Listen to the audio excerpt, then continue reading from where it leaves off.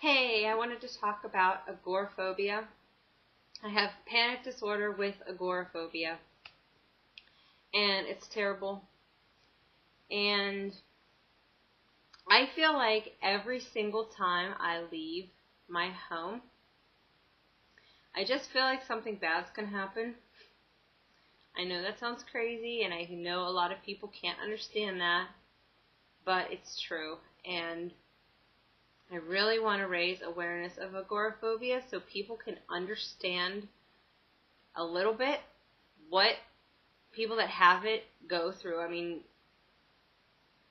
for example, going to get groceries at the store is a challenge. Going to work is a challenge. And this is what hurts the most, my boyfriend and I, we did end up going out to eat for Christmas on Christmas Day, but I almost didn't go because it's so hard to go, especially in the movies too. Because, I mean, who doesn't love to do that? Go to dinner and a movie. But the thought, like, whenever you go to a restaurant, the thought of being stuck in that environment if you have a panic attack, that's what scares people that have agoraphobia. I've done research on this, and I actually don't believe you can have agoraphobia without having panic disorder. I think agoraphobia stems from panic disorder, if I'm not mistaken.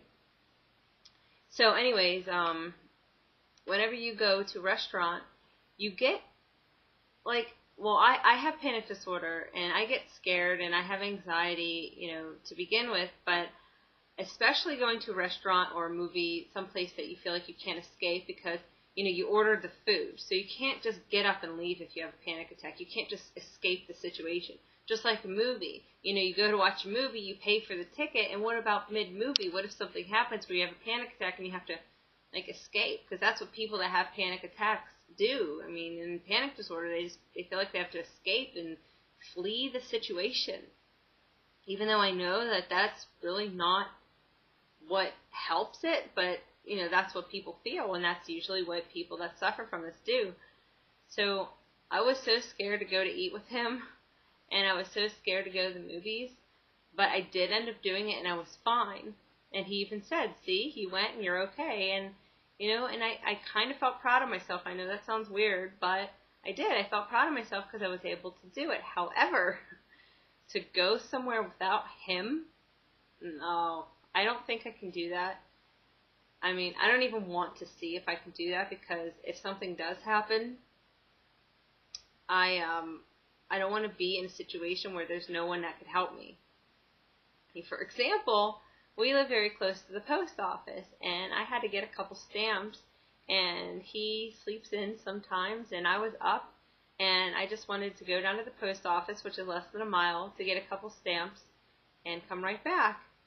But I didn't do that. I couldn't do that. So by the time we woke up, the post office was closed, and we ended up going together another day. But yeah, things as simple as that, or going down to the grocery store just to get some milk. We don't always have to be together, and that's fine. I don't want to feel like I always have to have someone around, because that's just not healthy. But I can't do that without him, because I did, before I met my boyfriend, I did do things by myself a lot, and the mental turmoil that you go through is just too much to bear, and if you don't have to do that, you don't.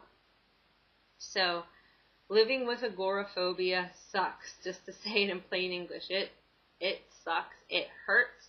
It makes you feel like less of a person.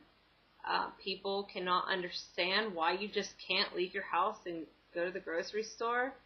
And I've said this in an earlier video, and I work with my boyfriend, but even whenever him and I leave the home to go to work, and it's hard to work, but that's another video,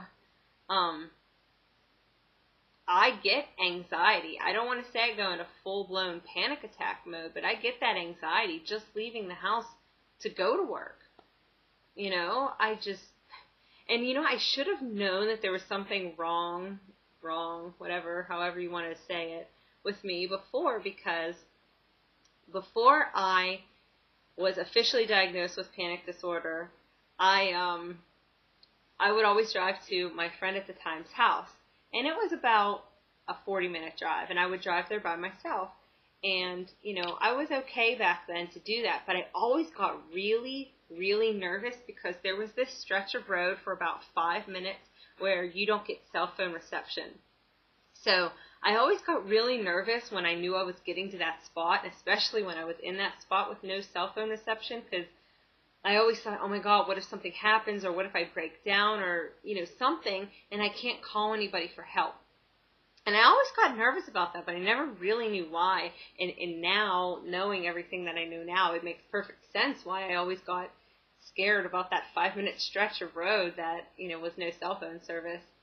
And I'm trying to make light of it, smiling, and, I'm not smiling because I have it, trust me, and it's not good. I'm just trying to, maybe that's my way of trying to be okay with it. Because it hurts, it sucks, it's so bad.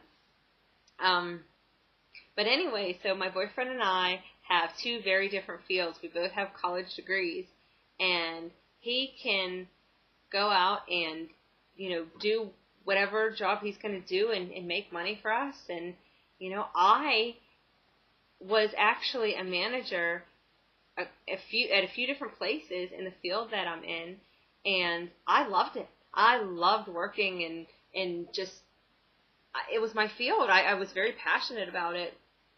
And I feel like, and there's all these job opportunities out there, and I go to these websites and I see these opportunities, and I just want to apply, and I want to excel, and I want to live a quality life. I want to succeed, but I'm so scared to apply because what if I have a panic attack? So let's just say I do get the job, and I'm in a high position, even if it was just a regular, hourly position. Either way, if I get the job that I actually like doing, and then something happens and I just have to walk out of work, I'm probably going to get fired or written up, or people aren't going to understand. People will look at me like I'm nuts. And how can you face that again? So agoraphobia, it's like this vicious cycle of thoughts, and you just feel like you're not safe, and for some reason you attach home to be safe, even though, I don't have a medical staff here, and there's nobody that lives here that's a doctor or a nurse, but for some reason people that have agoraphobia just attach being home to being safe. It's comforting in a sense. And I just don't see any way out of this right now. I don't see how I can truly get over this unless I go to a psychologist. And, you need health insurance to do that, or make a lot of money, which I don't. And there's just no programs, at least that I know of, that people can, apply for, or, doctors to go to get this kind of help.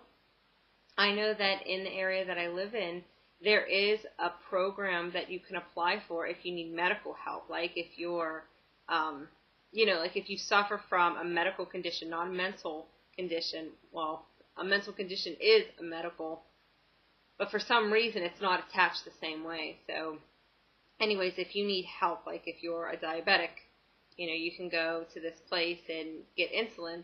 But if you need to see a psychologist, I don't know of any programs out there, the health department, nothing that actually helps you. So where's the help for people like us, If anybody has any comments or has agoraphobia or knows somebody that does, please comment, and I'd really like to hear what other people are doing to cope.